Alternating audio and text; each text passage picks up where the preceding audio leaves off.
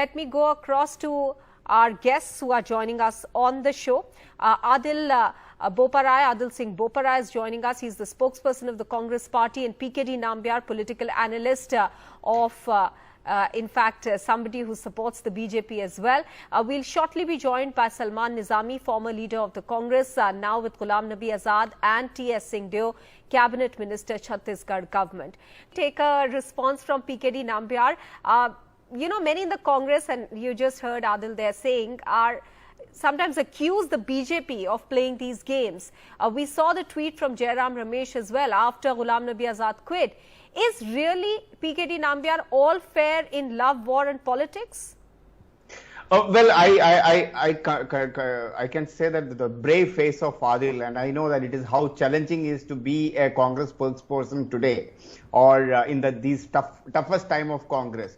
But I think the Congress needs to look within themselves. Let's not divert the issue that you criticizing BJP is not going to solve the problem of an internal party of Congress. I think Congress should talk, on Congress, the spokespersons and the Congress leaders should start talking about only and only Congress. And I am of the opinion that we need to have a strong opposition party, and Congress may be a natural opposition.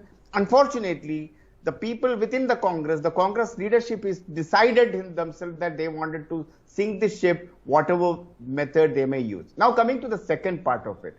Why do the people leave one after another from a political party, or for that matter an organization? It's only when they don't have an aspirational leadership, when they feel that this is not the right place for them to be to make a career for themselves, or this is not the place for them in politics, that where they will not be able to serve the society or the constituency which they are representing. So when there is no hope, people will start leaving. But the Congress party often says, PKD Nambiar, that PKD Nambiar, what T.S. Singhdev is saying, that every party goes through a period of churn. This is a period of Congress's churn. Why should it constantly be questioned?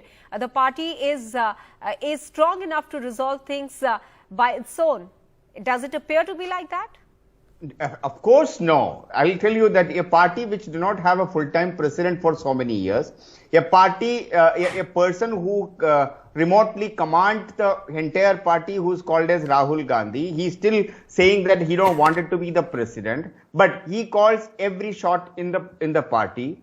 A party wherein almost 50% of the DCCs, I would say district do not even have its presidents. A party which did not have gone through any kind of an electoral process of from booth level to the national level for so many decades. Now, how would you think that party is going to remain relevant in politics? It is not going to be. Now, coming to even today, for an example, what Rahul Gandhi was talking about, they wanted to remove the BJP and RSS. RSS is 98-year-old organization in the country.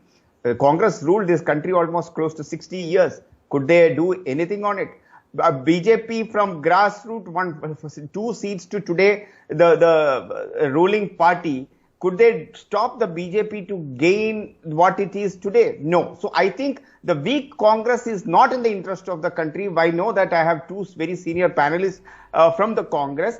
I am for Congress to stay on. Even the Prime Minister said multiple times, but Congress is losing day by day on the ground is not the responsibility of any other party. Okay. I think Congress needs to do the Congress Jodo first. Bharat Jodo ke liye to let Adil, PKD Nambiar, do you think the perception plays an important role in politics today? Well, Maha, you know that my business is all about perception management and advertising and marketing, and perception is what makes all difference in anywhere in the world, whether it is a product or a political party or an organization, cultural organization, whether it is an individual. It's all about the perception, and the perception, what it consistently built, is what finally gives the outcome. In the case of Congress, as a professional I am now talking about, it did not have even a single positive news in the last 8 to 10 years, not even one. How many times, how many people have been able to attract the new talent to the party, whether it is from another party or from from or naturally from this thing, very, very, very few, or the people who are coming in is rejected by the other party. Sir, with all due respect to Dio Saab, one thing I'll tell you, sir, you have been telling in this show twice at least that it's the Subhash Chandra Bose and the Mahatma Gandhi and the difference. Sir, that Congress is not the Congress which both of you represent today. This Congress belongs to the Nehru Congress. This Congress belongs to the Indira Gandhi's Congress. This Congress belongs to the Sonia Gandhi's Congress. Please don't defame the people, the great freedom fighters. In fact, I belong to a family where we had so many of them. So I would only humbly request you that don't compare that old, the one who fought for our freedom and the today's Congress. There. He is shaking his head. It's a different Congress altogether. And this Congress is 1985 onwards. Sir, that Congress was what Congress is? Congress is an ideology. Congress. Please, many thanks to all three of you for joining us here on this discussion this evening.